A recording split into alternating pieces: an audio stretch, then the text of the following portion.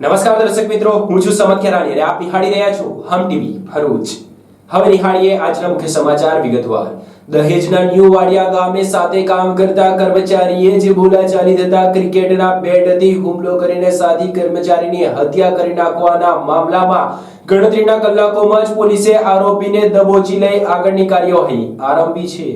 દહેજના new Vadiya ગામે અંગત અદાવતે પરપ્રાંતીય કામદારની બેટના ફટકા મારી હત્યા કરનાર આરોપીની પોલીસે ગણતરીના જ કલાકોમાં ધરપકડ કરી કાયદેસરની કાર્યવાહી હાથ ધરી છે। દહેજના ન્યૂ વાડિયા ગામે કુલદીપ હાઉસમાં રહેતા અને મૂળ બિહારના પરમેશ્વર રામપ્રવેશ અને રાકેશજી દયાલ નામના કામદારો વચ્ચે રૂમ પર આવવા જવા બાબતે બોલાચાલી થઈ હતી, જેમાં ઉશ્કેરાયેલા પરમેશ્વર રામપ્રવેશ નામના કામદારે મૃતક રાકેશજી દયાળ પર ક્રિકેટ રમવાના બેટ વડે હુમલો કર્યો હતો, જેમાં ગંભીર રીતે ઈજાગ્રસ્ત થતા તેને અન્ય સાથી કામદારો દ્વારા ભરૂચની ખાનગી હોસ્પિટલ ખાતે ખસેડવામાં આવ્યો હતો, જ્યાં સારવાર દરમિયાન તેનું મોત નીપજ્યું હતું। આ મામલે દહેજ પોલીસે આરોપી વિરુદ્ધ હત્યા અંગેનો ગુનો નોંધી વધુ તપાસ હાથ ધરી હતી। આ દરમિયાન પોલીસે ગણતરીના દિવસોમાં જ આરોપી પરમેશ્વર રામપ્રવેશની ધરપકડ કરી તેની વિરુદ્ધ કાયદેસરની કાર્યવાહી હાથ ધરી છે। અત્રે ઉલ્લેખનીય છે કે ભરૂચ શહેર અને જિલ્લામાં નજીવી બાબતે બોલાચાલી અને ત્યારબાદ હત્યા જેવા ગંભીર બનાવ સામાન્ય વ્યક્તિ માટે ચિંતાનો વિષય બની ગયો છે।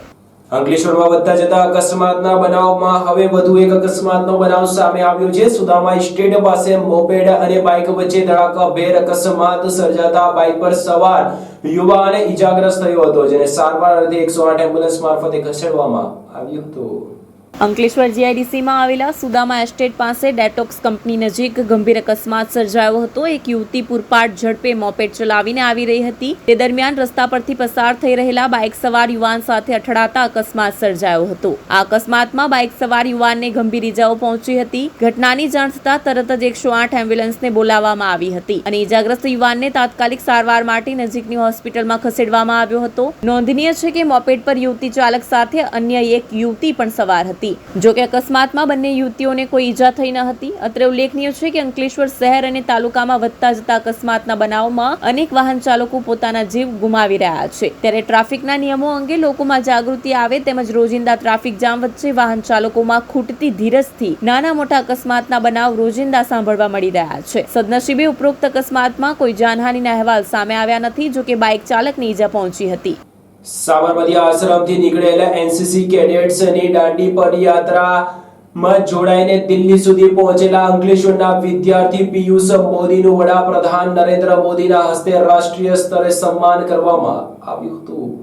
અંકલેશ્વરના વિદ્યાર્થી પિયુષ મોદીએ સાબરમતી આશ્રમથી નીકળેલી એનસીસી કેડેટ્સની દાંડી પદયાત્રામાં ભાગ લીધા બાદ તેમને દિલ્હીમાં પ્રજાસત્તાક દિવસની પરેડમાં ભાગ લેવાની અને વડાપ્રધાન નરેન્દ્ર મોદી સાથે મુલાકાત કરવાની તક મળી હતી, જ્યાં તેમનું રાષ્ટ્રીય સ્તરે સન્માન કરાયું છે। ડિસેમ્બર માસમાં સાબરમતી આશ્રમથી શરૂ થયેલી આ યાત્રામાં કુલ 40 એનસીસી કેડેટ્સ, એક અધિકારી અને 14 સ્ટાફ સભ્યોએ ભાગ લીધો હતો। આ પદયાત્રા દરમિયાન સ્વચ્છ ભારત, વ્યસન મુક્ત ભારત, ફિટ ઇન્ડિયા અને સશક્ત મહિલા જેવા મહત્વપૂર્ણ સામાજિક સંદેશાઓનો પ્રચાર કરવામાં આવ્યો હતો। ગુજરાત સહિત દેશના 4 રાજ્યોના વિદ્યાર્થીઓએ આ યાત્રામાં ભાગ લીધો હતો। બીટેકના 3જા વર્ષમાં અભ્યાસ કરતા અને અંકલેશ્વરના ગડખોલ પાટિયા સ્થિત પ્રમુખ પાર્કમાં રહેતા પિયુષ મોદીએ વડાપ્રધાન સાથેની મુલાકાતને અવિસ્મરણીય ક્ષણ ગણાવી હતી। નાની વયે દેશના વડાપ્રધાન સાથેની મુલાકાત બદલ તેણે ગર્વની લાગણી વ્યક્ત કરી હતી। જો કે હાલ તો તેના સન્માનથી તેનો પરિવાર અને તેના સમર્થકો ગર્વની લાગણી અનુભવી રહ્યા છે। અંકલેશ્વર નગરપાલિકા ખાતે આજે જનરલ બોર્ડ મીટિંગનું આયોજન કરવામાં આવ્યું હતું, જેમાં એજન્ડા પરના 74 કામો વધુમતે અથવા સર્વાનુમતે મંજૂર થયા હતા। અંકલેશ્વરના સેફ્રોન કોમ્પ્લેક્સથી નીલકંઠ વિલા રોડનું નામ હવે મોઢેશ્વરી માતાના નામે ઓળખાશે, તો ચૌટા નાકા ખાતે મહારાણા પ્રતાપની પ્રતિમાનું સ્થાપના કરવામાં આવશે। અંકલેશ્વર નગરપાલિકાના સભાખંડમાં આજે જનરલ બોર્ડ મીટિંગનું આયોજન કરવામાં આવ્યું હતું। આજે શહીદ દિન નિમિત્તે નગરપાલિકા સભાખંડમાં 2 મિનિટનું મૌન પાળવામાં આવ્યું હતું, ત્યારબાદ બોર્ડ મીટિંગની શરૂઆત કરવામાં આવી હતી। આજે મળેલી જનરલ બોર્ડ મીટિંગમાં રજૂ કરવામાં આવેલ એજન્ડા પરના 74 કામોને વધુમતે અથવા સર્વાનુમતે મંજૂરી મળી હતી। અંકલેશ્વર નગરપાલિકા પ્રમુખ લલિતાબેન રાજપુરોહિતે માહિતી આપતા જણાવ્યું હતું કે એજન્ડા પર રજૂ કરવામાં આવેલા તમામ કામો વધુમતે અથવા સર્વાનુમતે મંજૂર થયા હતા। તદુપરાંત અંકલેશ્વર સેફ્રોન કોમ્પ્લેક્સથી નીલકંઠ વિલા સુધીના રોડના નામકરણ માટેના કામને પણ મંજૂરી મળી હતી। હવે ઉપરોક્ત રોડ મોદી સમાજના કુળદેવી મોઢેશ્વરી માતાના નામથી ઓળખાશે, તેમજ અંકલેશ્વર રાજપૂત સમાજની માંગણીને ધ્યાને રાખી ચૌટા નાકા ખાતે મહારાણા પ્રતાપજીની પ્રતિમાની સ્થાપનાના કામને પણ મંજૂરી મળી હોવાનું જણાવ્યું હતું। આજ રોજ નગરપાલિકા સભાખંડમાં બોર્ડ મીટિંગ યોજાઈ હતી. આમાં એજન્ડા પર 74 જેટલા કામ લેવામાં આવ્યા. તમામ કામો વધુ મતે તેમજ સરવાણુ મતે મંજૂર કરવામાં આવ્યા. આ કામમાં એક સેફ્રોન થી નીલકંઠ વિલા સુધીના રોડનું નામ મોદી સમાજના કુલદેવી મોઢેશ્વરી માતાને નામ ઉપર રાખવાનું મંજૂર કરવામાં આવ્યું. તેમજ રાજપૂત સમાજના આ પત્રકની આવેલી નોંધને લઈને શ્રી હૃદય સમ્રાટ શ્રી શિરોમણી મહારાણા પ્રતાપનું સોટા નાકા ઉપર સ્ટેચ્યુ મૂકવાનું. તો બીજી તરફ અંકલેશ્વર નગરપાલિકા વિપક્ષના નગરસેવક રફીકભાઈ ઝઘડિયાવાલાએ નગરપાલિકાની કામગીરી સામે ગંભીર પ્રશ્નો ખડા કર્યા હતા. તેમજ પાલિકાના સત્તાધીશો પ્રજાના ટેક્સના પૈસાનો વ્યય કરી રહ્યા હોવાના ગંભીર આક્ષેપ કર્યા હતા. તેમણે પાલિકાની કામગીરીને કટાક્ષપૂર્વક વર્ણવતા કહ્યું હતું કે સોનાની છરી હોય તો તેને પેટમાં મારી દેવાની ન હોય, તે શાક સમારવા માટે જ કામ લાગે છે, તેમ તેમણે કટાક્ષપૂર્વક ઉમેર્યું હતું. તો અંકલેશ્વર નગરપાલિકા વિપક્ષના નગરસેવક જહાંગીરભાઈ પઠાણે પાલિકાની કામગીરી સામે ગંભીર આક્ષેપો કરવા સાથે શહેરમાં કનડતા ડ્રેનેજ લાઇનના પ્રશ્નો તેમજ નગરજનોને પીવાનું મીઠું પાણી ન મળી રહ્યું હોવાના આક્ષેપ કર્યા હતા. અંકલેશ્વર નગરપાલિકાની સુકાવલી ડમ્પિંગ સાઇટના વહીવટ મામલે આક્ષેપ કરવા સાથે જીનવાલા સ્કૂલના મુદ્દે પણ નગરપાલિકાના સત્તાધીશો સામે બળાપો કાઢ્યો હતો. અત્રે ઉલ્લેખનીય છે કે અંકલેશ્વર નગરપાલિકા દ્વારા તાજેતરમાં જ દબાણ હટાવ ઝુંબેશ હાથ ધરવામાં આવી હતી, જો કે શહેરમાં ત્યારબાદ પરિસ્થિતિ જેસે થે તેસી જોવા મળી હતી. તદુપરાંત જે નગરપાલિકા દ્વારા શહેરભરમાં ગંદકી ફેલાવતા લોકો અને વેપારીઓ પાસે દંડ વસૂલ કરવામાં આવી રહ્યો છે, તે નગરપાલિકા જાતે કેટલી સ્વચ્છતા જાળવી રહી છે તે મામલે પણ ગંભીર પ્રશ્નો ઉઠ્યા હતા. આજના બોર્ડની અંદર લગભગ 74 જેટલા કામો લેવામાં આવેલ છે. આ કામોની અંદર એક દેશદાજ વ્યક્તિને દિલમાં લાગે, આપણું દેશ છે, આપણું ગામ છે, આપણા ભરેલા ટેક્સના પૈસા છે, અને એનો દુર્વ્યવ એટલો બધો થાય છે કે ગામની અંદરથી કોઈ બોલવા તૈયાર નથી. કેમ? રસ્તા, ભાઈ તમે પોતે જુઓ છો કે 2 વર્ષ થયું, 3 વર્ષ થાય એટલે રસ્તા ખોદી કાઢવામાં આવે તો સરકારની તરફથી કરોડો રૂપિયાની ગ્રાન્ટ ફાળવવામાં આવે છે, અને એ આપણા ભોગે જ આપણી જ ઉપર જીએસટી અને બીજા ટેક્સો લાદી અને આ બધી સગવડો આપવામાં આવે છે. એનો મતલબ એ થોડો કે ભાઈ સોનાની છરી હોય તો પેટમાં મારી દેવાની, શાક સમારવા માટે જ કામ લાગે. બીજું કે એક દેશના નાગરિક તરીકે લોકશાહીનું જતન કરવા, લોકશાહીને સાચવવા માટે મેં ઘણા યુવાનોને મેં કહ્યું, દરેક કોમના યુથને મેં કહ્યું કે ભાઈ આવો અને અમારી પાસેથી આ વસ્તુ શીખો. કાલે માલિક નહીં કરે એ તો કોઈની જગ્યા ખાલી રહેતી નથી. કુદરત બધાની જગ્યા પૂરી જ દે છે, પણ એની અંદર સમય લાગે છે. તો લોકો સમજે અને આગળ આવે અને અમારી પાસેથી આ વસ્તુ શીખે કે ભાઈ કઈ રીતે વિરોધ કરવો, કઈ રીતે એને પારિત કરવું, કાયદો સમજે. આ નવ યુવાનોને હું આજે અપીલ કરું છું. કેમ કે હવે કોણ ક્યારે ને ક્યારે ઉઠી જશે તે કહેવાય નહીં. એટલે અમારી એક લાગણી એવી છે, ગામ પ્રત્યેનું અમારી ઉપર જે ઋણ છે એ ઋણ અમે અદા કરી દઈએ, એ હું કહેવા માંગુ છું. નગરપાલિકા સભાખંડની અંદરમાં આજે 30/1/2025 ના રોજ જનરલ બોર્ડનું આયોજન કરવામાં આવ્યું હતું. જનરલ બોર્ડની અંદરમાં કામના એજન્ડાની અંદરમાં 1 થી 74 સુધીના કામો હતા, જેની અંદરમાં ત્રિમાસિક હિસાબ અને ડ્રેનેજ વિભાગના કામો, પાણીના અને રોજમદારો જે 36 જેવા લેવાના હતા તે બાબતની ચર્ચાઓ ચાલી. અમે કીધું કે ભાઈ અંકલેશ્વર નગરપાલિકાની ડ્રેનેજની સમસ્યા ઘણી બધી છે, ખરાબ પરિસ્થિતિમાં છે, અને ડ્રેનેજના પાણી અને ગામની અંદરમાં ખૂબ પાણીઓ ખુલ્લે આમ ઢોળાઈ રહ્યા છે, તેના માટેનો કોઈ પ્રશ્ન ઉપસ્થિત કર્યું છે.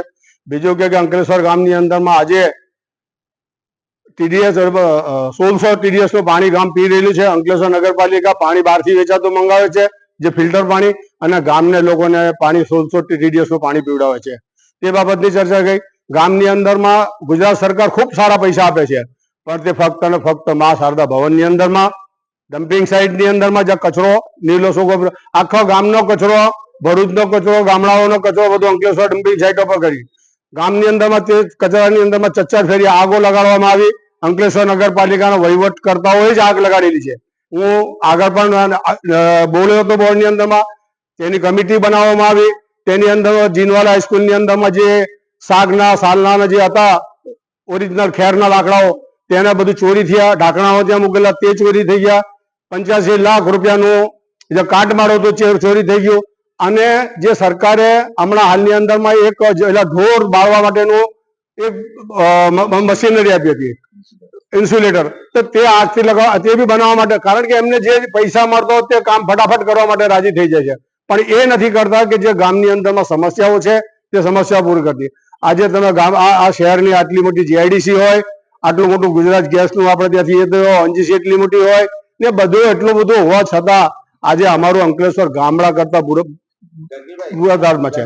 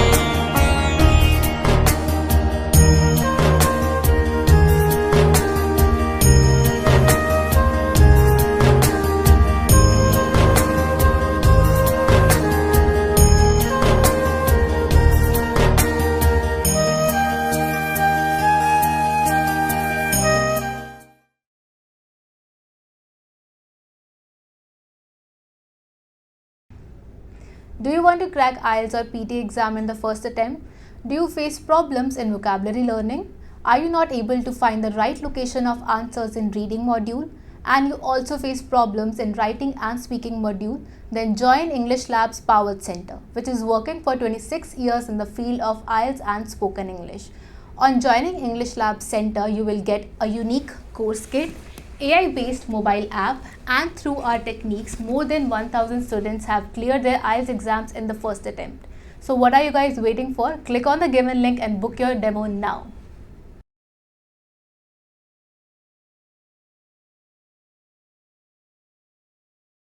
ગાંધી નિવારણ દિવસ નિમિત્તે ભરૂચની નગરપાલિકા તેમજ જિલ્લા કલેક્ટર કચેરીમાં 2 મિનિટનું મૌન પાળી શ્રદ્ધાસુમન અર્પણ કરવામાં આવ્યા હતા.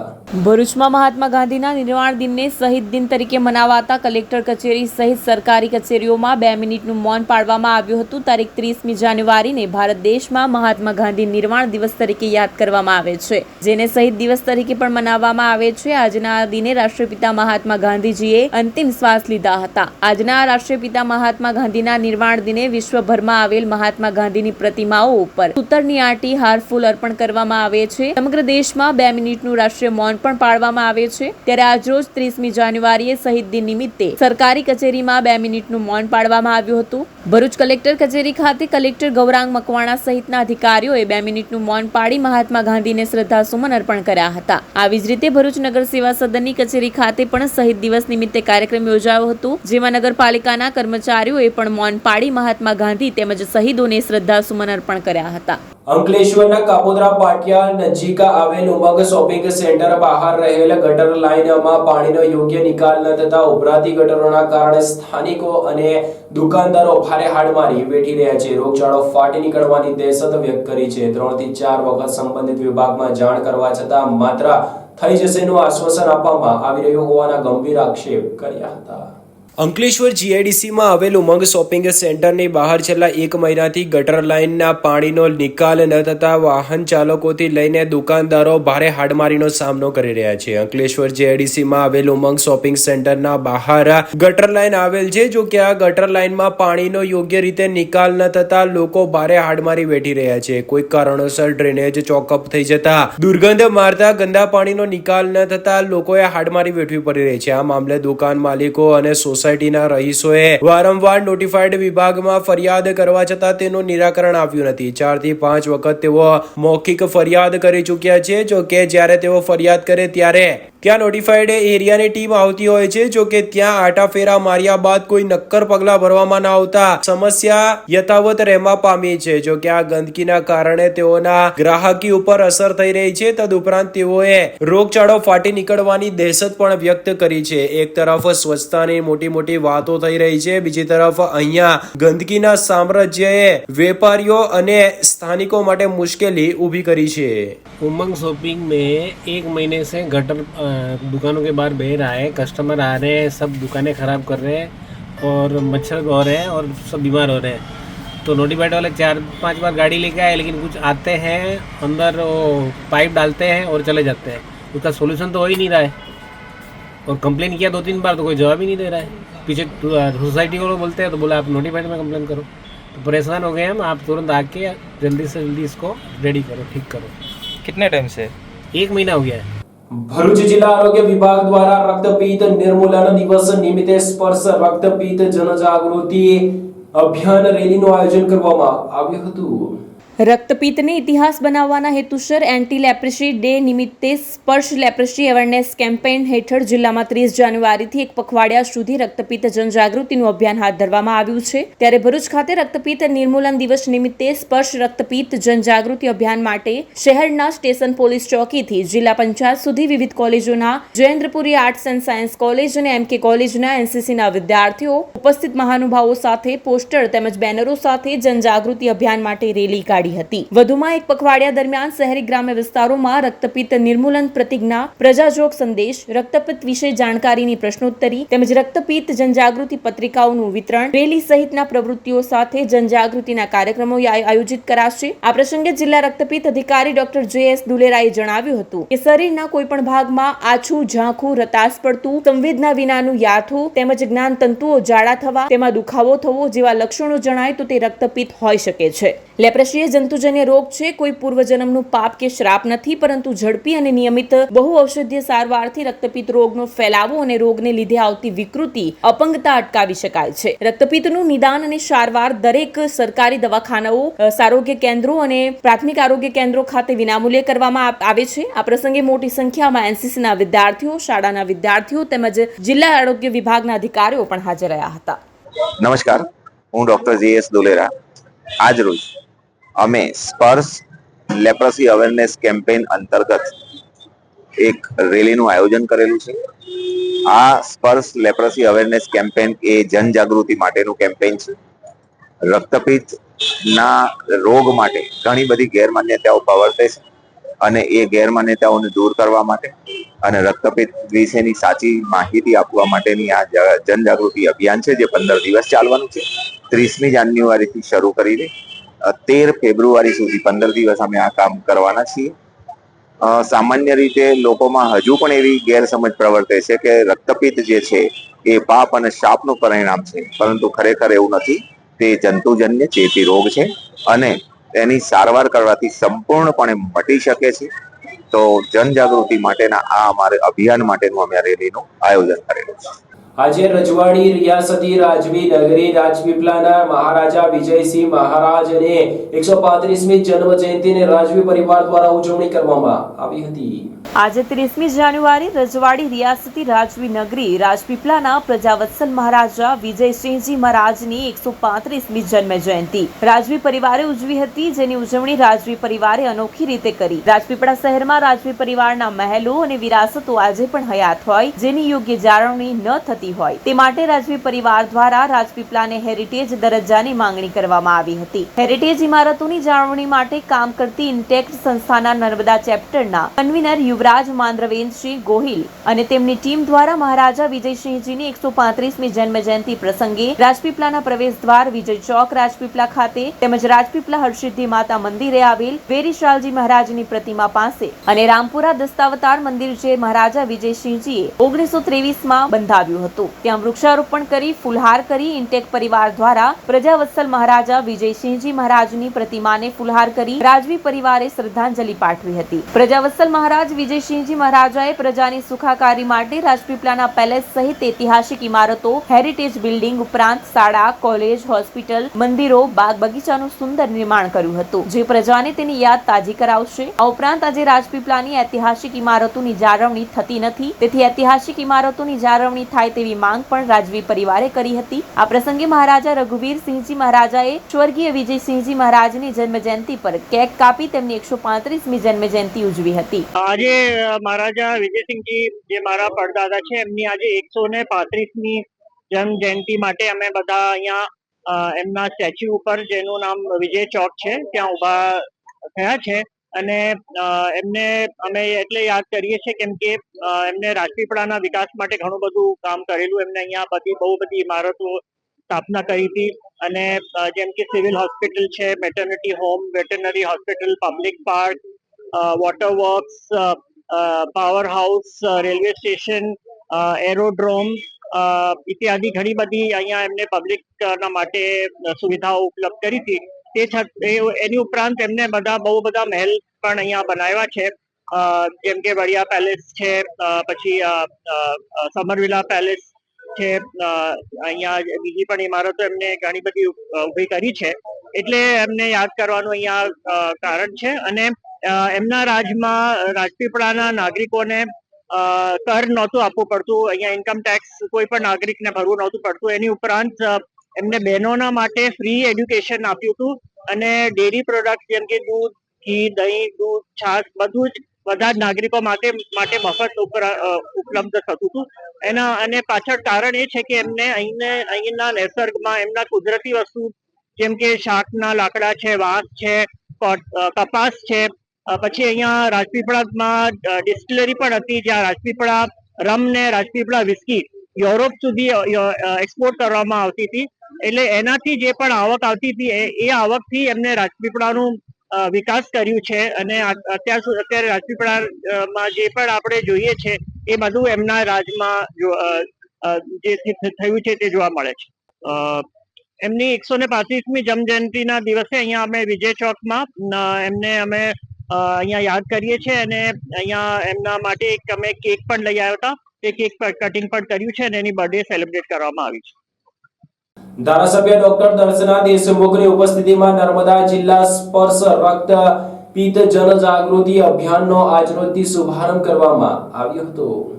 જિલ્લા કલેક્ટર કચેરીના પ્રાંગણમાં ગાંધી નિર્માણ દિવસ નિમિત્તે રાષ્ટ્રીય રક્તપિત્ત નિર્મૂલન કાર્યક્રમ હેઠળ નાંદોદના ધારાસભ્ય ડોક્ટર દર્શનાબેન દેશમુખ, જિલ્લા કલેક્ટર એસ.કે. મોદીએ એન્ટી લેપ્રેસી ડે સેલિબ્રેશન 30 જાન્યુઆરી નિમિત્તે સ્પર્શ રક્તપિત્ત જનજાગૃતિ અભિયાન રેલીને લીલી ઝંડી આપીને પ્રસ્થાન કરાવ્યું હતું. આ પ્રસંગે ધારાસભ્ય ડોક્ટર દર્શનાબેન દેશમુખે જણાવ્યું કે રાજ્ય સહિત નર્મદા જિલ્લાના આરોગ્ય વિભાગ દ્વારા રક્તપિત્તથી પીડિત દર્દીઓ માટે નિઃશુલ્ક સારવાર કરવામાં આવે છે. આ દર્દીઓ માટે સરકાર દ્વારા પણ અનેક યોજનાઓ અને જાગૃતિના કાર્યક્રમો કરવામાં આવે છે. જિલ્લા કલેક્ટર એસ.કે. મોદીએ જણાવ્યું કે 30મી જાન્યુઆરી ગાંધી નિર્માણ દિવસ એ નિમિત્તે રાષ્ટ્રીય રક્તપિત્ત નિર્મૂલન સ્પર્શ રક્તપિત્ત જનજાગૃતિ અભિયાન થકી રક્તપિત્ત નાબૂદીનો પ્રચાર પ્રસાર કરવામાં આવી રહ્યો છે. નર્મદા જિલ્લામાં 113 જેટલા દર્દીઓમાંથી 95 જેટલા દર્દીઓની સારવાર ચાલી રહી છે જ્યારે અન્ય દર્દીઓની સારવાર પૂર્ણ થઈ છે. રક્તપિત્ત વિશે જાગૃત કરવાના ઉદ્દેશ્ય સાથે આ રેલીનો શુભારંભ કલેક્ટર કચેરી જિલ્લા સેવા સદન ખાતે કરવામાં આવ્યો હતો. ત્યારબાદ ગાંધી ચોકથી સફેદ ટાવર થઈને રેડક્રોસ બ્લડ બેંક રાજપીપળા ખાતે સમાપન થઈ હતી જેમાં નર્સિંગ સ્ટાફ દ્વારા બેનર્સ, પ્લે કાર્ડ્સના માધ્યમથી અને અનેક સ્લોગનો થકી લોકોને રક્તપિત્ત અંગે જાગૃત કર્યા હતા. સમાપન બાદ નર્મદા જિલ્લા સહિત ભારતને રક્તપિત્તથી મુક્ત કરવા અંગે સૌએ શપથ પણ લીધા હતા.